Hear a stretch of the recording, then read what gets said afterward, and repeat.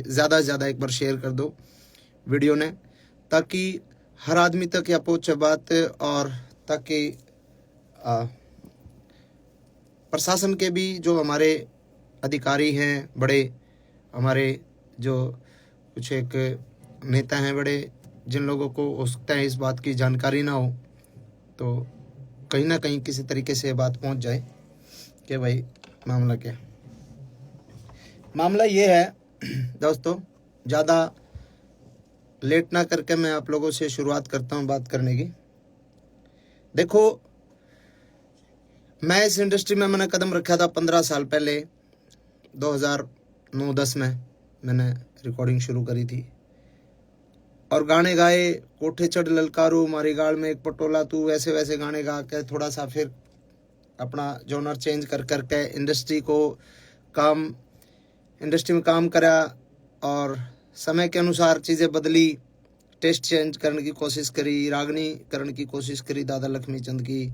कुछ एक और बहुत सारे आर्टिस्टों ने बहुत सारा कमाल काम करा इस दौरान। और इस दौरान अपने इंडस्ट्री एक तरीके से एक बूम पर आ गई कि भाई आज के दिन हरियाणवी जो म्यूज़िक इंडस्ट्री है उसका अपना एक वजूद जो है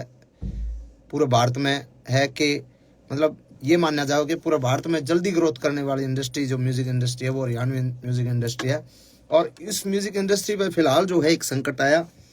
संकट के है कि भाई उस म्यूज़िक इंडस्ट्री के कुछ एक जो गाने हैं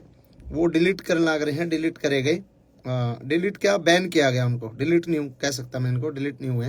क्योंकि वो इंडिया में बैन कर दिया गया कि भाई भारत सरकार जो है आपराधिक श्रेणी में उनको रख दिया, किसी भी तरीके से गन कल्चर को बढ़ावा देने की बात करके या किसी भी प्रकार की बात करके उसको बैन करवा दिया गया इंडिया में। और चलो कोई बात नहीं, बैन करवा दिया, मैं मानता हूँ गन कल्चर अच्छी बात नहीं है और समाज के लिए ये ठीक नहीं है, लेकिन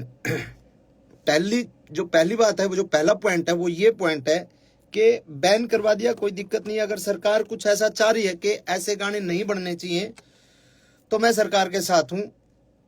सरकार अगर चाह रही है तो सरकार ने बिल्कुल इस कदम को उठाया है, तो इसको फिर अगर हम सफाई करने लगते हैं और गर्दा पड़ा है, फूल पत्ते पड़े हैं, पॉलिथीन पड़ी है, कागज पड़े हैं, और उसमें हम पॉलिथीन कागज ठाल और गर्दार वो पत्ते पत्ते उनमें पड़े रहे, तो उस सफाई को सफाई नहीं कहते मेरे भाई, उस सफाई को सफाई नहीं कहते। अगर सफाई करनी है तो ढंग से करो, हर कलाकार के हर तरीके से, मतलब किसी एक कलाकार को टारगेट करके आप उस चीज को मतलब उसकी सफाई नहीं कर सकते। आपको अगर सफाई करनी है, आपको गन कल्चर को खत्म करना है, तो सबसे पहले तो मेरे और हजारों गाने बचे हैं वो सबको डिलीट करो। उसके बाद सभी कलाकारों के जितने भी जो गाने हैं सबको डिलीट करो। मेरे बड़े गाने थे, ट्यूशन बदमाशी का था, 60 मुकदमे थे, 2 खटोले थे, और जितने भी गाने थे उनको डिलीट करा। और 1-2 कलाकारों का और साथी जो छोटे मोटे कोई और माले और 1-2 गाने और डिलीट हुए हैं। नरेंद्र बघाना जी का एक गाना डिलीट हुआ है शायद, एक गाना इनका अंकित बाल्यानोर का डिलीट हुआ है, एक शायद PS पुलिस तौर का डिलीट हुआ है। तो ये 1-2-3 और डिलीट करे गए ताकि ये ना लगे कि भाई अकेला मासूम क्यों है। लेकिन जो बड़े आर्टिस्ट हैं, जो बड़े मतलब वेपन्स के साथ जिनके लोगों के गाने आए, उन पे कोई सरकार ने कोई कार्रवाई नहीं करी। तो एक तो मैं ये चाहता हूं कि सरकार अगर कार्रवाई करे, और सरकार का भी मुझे जो लगता है ना, मुझे ये लगता है कि सरकार जो कार्रवाई जो सरकार ने करी है, वो सरकार ने तो एक निर्देश दे दिया भाई ऐसा कुछ करो, लेकिन उसके बावजूद जिन लोगों को जिम्मेदारियां दी गई, जो छोटे वहां पे जो बैठे हैं वहां पे, मतलब कुछ एक हमारे कलाकार बिरादरी के ही कुछ एक गंदे लोग जो वहां पे बैठे हैं, जिन लोगों को छोटे से बड़े कलाकार को, मतलब उन लोगों को पसंद नहीं किया जा सकता, नहीं किया जा रहा, और फिर भी वो लोग बैठे हैं और वो लोग लिस्ट बना के देते हैं कि ये गाने डिलीट होने चाहिए, और उस गाने में सबसे ज्यादा टारगेट मासूम शर्मा होता है। और सबको पता है उस कलाकार के साथ मेरा 36 का आंकड़ा, और मैं उसको बाढ़ नहीं मानता, चाहे वो कुछ हो, किसी भी बड़े पद पे हो।